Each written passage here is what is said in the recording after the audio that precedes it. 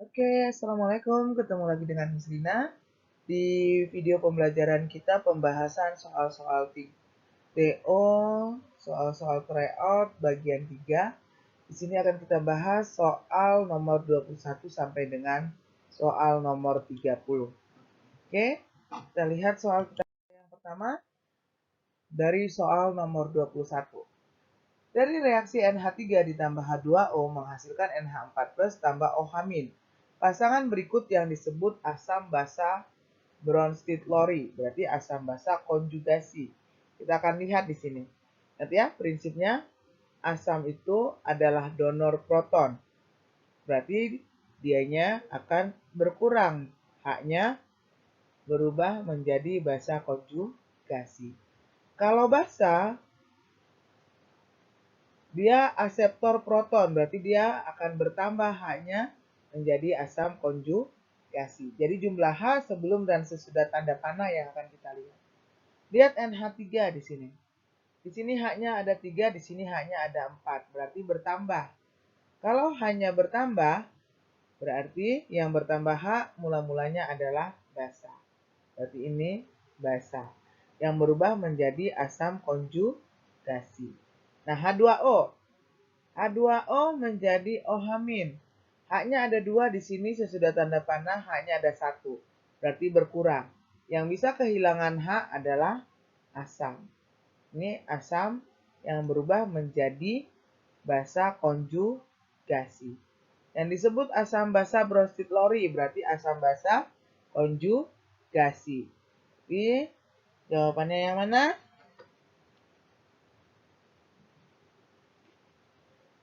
Yang konjugasi, asam dan basa konjugasi. Di sini bukan pasangan ya. Kalau yang disebut konjugasi berarti yang asam konjugasi dan basa konjugasi. Berarti jawabannya adalah E. Tapi kalau dia bertanya, soalnya bertanya tentang pasangan, berarti pasangannya NH3 berpasangan dengan NH4+ dan H2O berpasangan dengan OH-. Ingat ya, kalau pasangan berarti dari awal dan akhirnya yang kita lihat. Oke, kita lihat soal nomor 2. Soal 22. Yang bukan sifat-sifat unsur periode 3 dari Na sampai Cl. Berarti dari kiri ke kanan. Oke. Dari kiri ke kanan. Sifat basa makin berkurang. Benar. Berarti tapi sifat asam bertambah. Ini benar. Oke. Afinitas elektron cenderung berkurang. Yang bukan ya. Yang bukan yang kita catat. Afinitas elektron cenderung berkurang. Dari kiri ke kanan, afinitas elektron cenderung bertambah. Jadi ini yang salah. Energi ionisasi cenderung bertambah, benar. Keelektronegatifan, benar. Jadi jawabannya C. Oke, kita lanjutkan ke soal berikutnya. Soal nomor 23. 4 unsur periode ketiga yaitu P, Mg, Cl, dan Na. Unsur-unsur tersebut dari yang paling kecil sifat reduksinya sampai paling besar. Unsur periode ketiga berarti dari kiri ke kanan lagi. Dari kiri ke kanan sifat pereduksi itu semakin besar. Sifat pereduksi semakin besar. Dia minta dari yang paling kecil ke yang paling besar. Ingat ya, pereduksi dari kiri ke kanan akan semakin besar. Berarti unsur yang paling kanan adalah yang sifat pereduksinya paling besar. Berarti Cl yang paling kecil Na karena golongan 1. Dilanjutkan dengan Mg golongan 2. Na, Mg, fosfor, elektron valensi 5 berarti golongan 5. Na, Mg, P, dan klor. Berikut ini beberapa senyawa kovalen yang ditanya. Senyawa kovalen yang mengalami penyimpangan oktet. Penyimpangan oktet ini maksudnya seperti apa?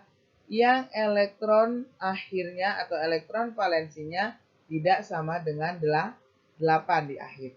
Kita coba lihat C, yang nomor atomnya 4. elektron valensinya 4, nomor atomnya 6. 2, 4. Berarti C dengan H yang 1. 1, 2, 3, 4 elektron valensinya.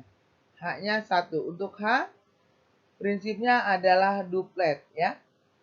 Ini dipakai bersama, dipakai bersama, dipakai bersama, dipakai bersama. Berarti C-nya di sini pas 8 elektronnya dan H-nya pas 2. Ini sesuai kaidah oktet.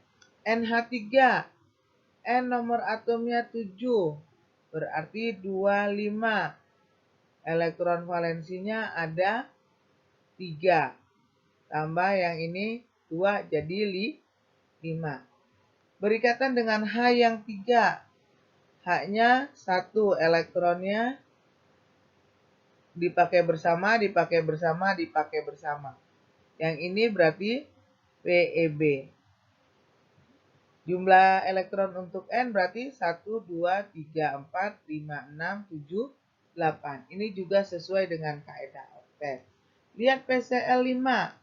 B nomor atomnya 15. Kita konfigurasi 2, 8, 5. Elektron valensinya ada 5. Ada berapa Cl yang mau dia ikat? Di sini Cl-nya ada 5 katanya. Cl itu elektron valensinya 287. Elektron valensinya 1 berarti menerima 1 elektron. Ini Mislina buat seperti ini ya. Yang lain Cl-nya udah nggak bisa buat lagi. Nah, di sini Cl-nya 5, berarti ini semua ada Cl di sini. Nah, kita hitung sekarang. Berapa elektron untuk si P? 1, 2, 3, 4, 5, 6, 7, 8, 9, 10. Berarti ada 10 elektron untuk P. Apakah sesuai oktet yang 8? Tidak. Berarti jawaban yang kita pilih adalah nomor 3 atau C.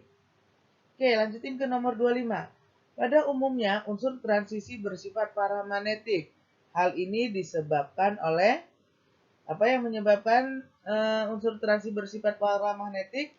Karena adanya orbital yang tidak berpasangan pada subkulit D. Ya. Sifat magnetiknya dibagi 3, ada para, fero, dan dia. Oke, kita lanjutkan ke soal nomor 26. Reaksi di atas termasuk. Nah, perhatikan. Di sini ada ikatan rangkap. Di hasil reaksi tidak ada ikatan rangkap. Berkurangnya ikatan rangkap berarti reaksinya adisi. Kalau eliminasi dari tidak ada ikatan rangkap menjadi ada ikatan rangkap. Kalau substitusi diganti gugusnya atau bertukar. Oke, nomor 27 kita lihat. Nah, ini dari senyawa hidrokarbon. Kita lihat identifikasinya dulu ya. Hasil reaksi identifikasi senyawa dengan rumus molekul C3H6O2. Berarti ini kemungkinannya asam karboksilat atau ester. Loh, kok bisa? Ya, karena dua ini rumus molekul umumnya adalah CnH2nO2. Jadi kemungkinannya asam karboksilat atau ester. Kita lihat ciri-cirinya. Dapat memerahkan lakmus biru. Kalau dapat memerahkan lakmus biru berarti sifatnya asam. Dapat menetralkan larutan yang bersifat basa. Yang bisa menetralkan basa adalah larutan asam. Berarti yang kita cari adalah asam. Yang mana yang asam? Nah, sudah pasti asam karboksilat. Apa gugus fungsinya asam karboksilat? COOH. Oke, berarti jawabannya E. Kita lihat soal berikutnya. Soal nomor 28. Oke. Nama senyawa X yang dihasilkan dari jenis reaksi dan jenis reaksi yang terjadi. Ini ada benzen. Ada benzen ditambahkan dengan HNO3 ya, dalam suasana H2SO4 asam ya, menghasilkan senyawa X dengan H2O. X-nya gimana? Berarti Di sini akan masuk yang nitronya. Berarti ini ya hasilnya. NO2. O dan H-nya akan mengikat H menjadi H2O. Berarti senyawanya nitrobenzen. Nama reaksinya apa? Karena yang masuk nitrat berarti nama reaksinya adalah nitrasi. Oke. Oke, untuk nomor 29. Ini yang bereaksi dari asam karboksilatnya C3H7COOH bereaksi dengan alkoholnya CH3OH menghasilkan apa? Nah, secara gampangnya dari OH yang putus OH dari alkohol yang putus OH-nya dan dari asam karboksilat yang putus H-nya. Oke, berarti OH dengan H bereaksi menjadi H2O. Nah, ini menjadi CH3COO. CH3-nya masuk ke sini. Ini gugus alkil. Ini gugus alkanoatnya. Namanya apa dong? Alkilnya apa? Metil. Berarti metil. Alkanoatnya C3H7 berarti C-nya ada 4. Berarti buta ya. Berarti metil butanoat. Yang E jawabannya. Oke, kita masuk ke soal terakhir tentang uji identifikasi. Bahan yang mengandung inti benzen dan belerang. Kalau belerang ini berarti dia warnanya coklat kehitaman atau hitam, diuji dengan timbal asetat. Berarti yang mana yang mungkin? Ini tidak mungkin, ini sudah tidak mungkin. Berarti yang kemungkinan masih ada K, L, dan M.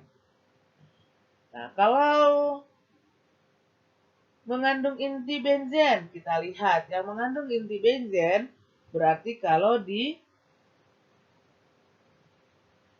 direaksikan dengan si buret, dia akan menghasilkan warna ungu. Ungu.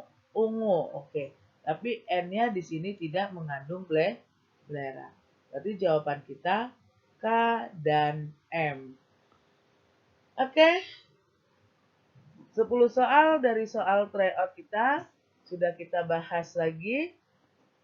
Insya Allah kalian paham dan bisa mempersiapkan diri lebih baik lagi untuk di USP-nya.